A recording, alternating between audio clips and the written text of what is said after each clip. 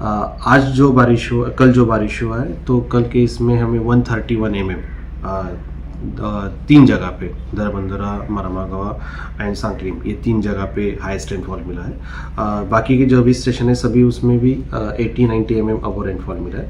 तो अच्छी बारिश कल हमको रिकॉर्ड हुई है। एंड जो फोरकास्टेड है, तो आज के लिए आज ऑरेंज अलर्ट इशू किया है। उसका मतलब है कि हेवी टू वेरी हेवी और आइसोलेटेड प्लेसेस।